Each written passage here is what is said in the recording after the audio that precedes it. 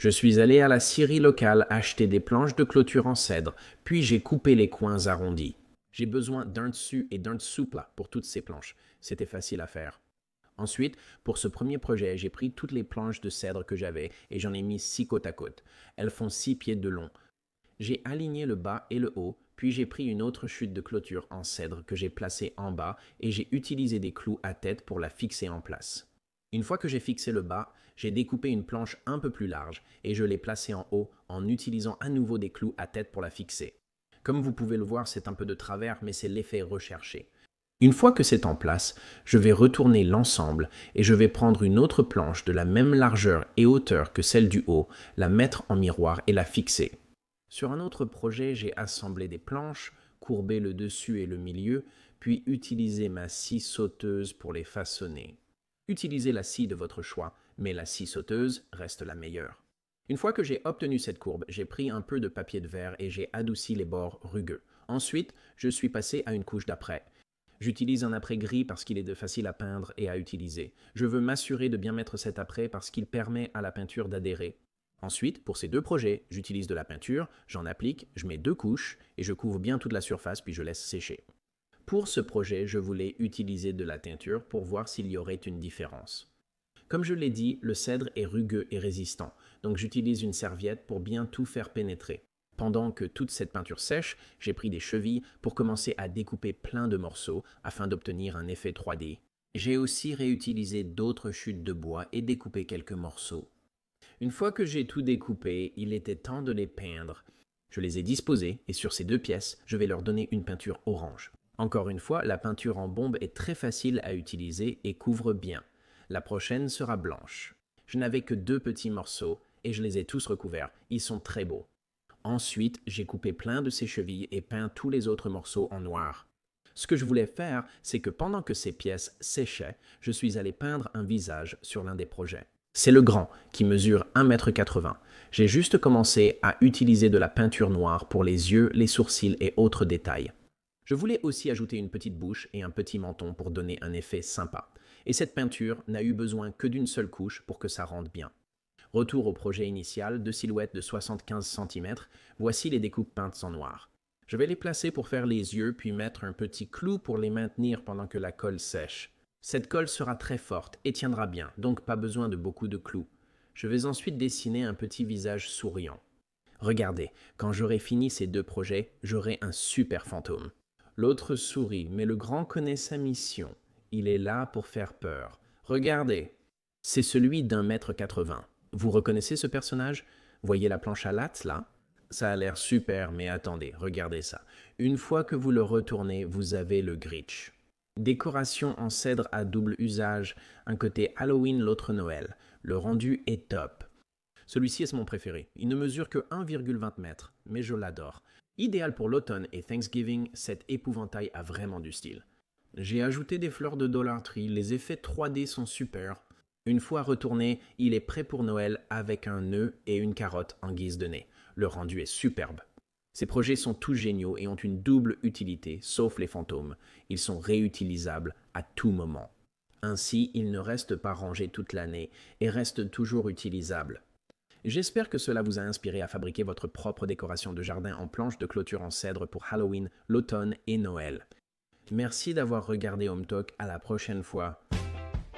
Ne rangez pas encore ces décorations d'Halloween.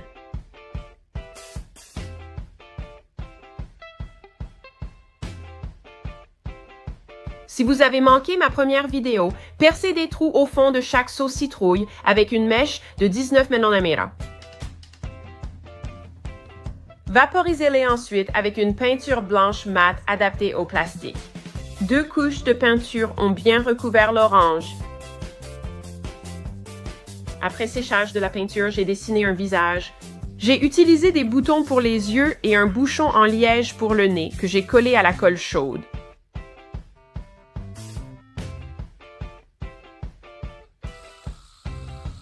Pour la bouche, j'ai percé des trous de chaque côté et j'ai passé un collier de serrage dans chaque trou.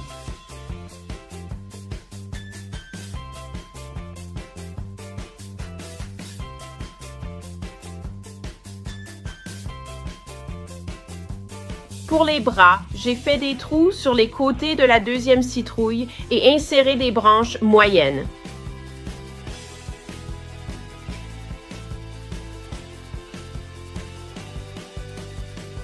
Dans ma première vidéo, j'ai placé des barres d'armature de 3 pieds dans mes pots de plantation en les fixant avec de la terre et de grosses pierres.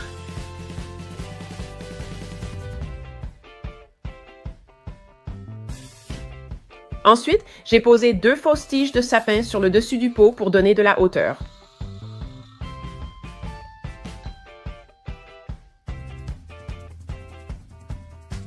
J'ai enfilé chaque citrouille blanche sur les barres d'armature pour créer le bonhomme de neige.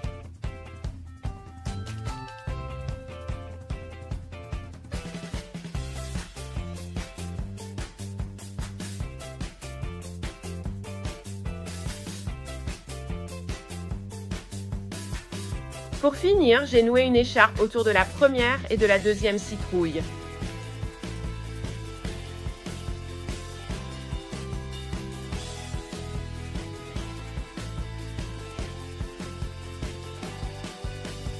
Avec des objets trouvés chez moi, ce bonhomme de neige ne m'a rien coûté.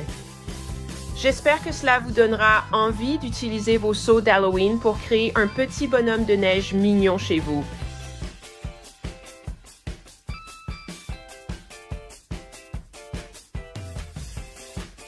J'ai pris une palette pour préparer mon porche pour Halloween. J'ai utilisé ma tronçonneuse à batterie pour couper facilement les bords des planches de la palette. J'ai utilisé un marteau pour détacher les planches et enlever les clous.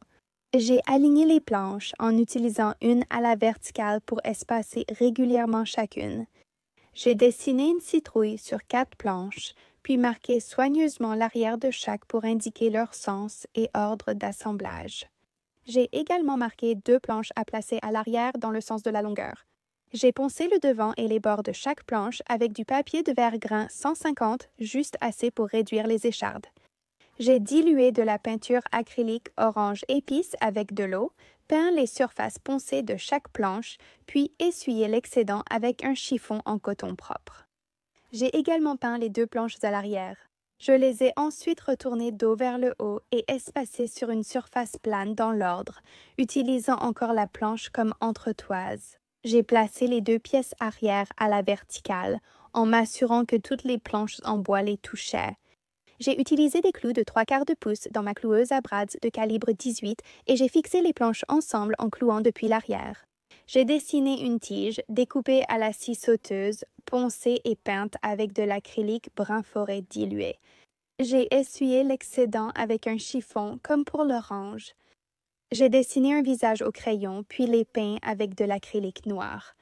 Et maintenant, j'ai 2 citrouilles lanternes super mignonnes qui ne s'éteindront jamais. J'espère que cela vous a inspiré à créer votre citrouille de lanterne ou des citrouilles avec une palette.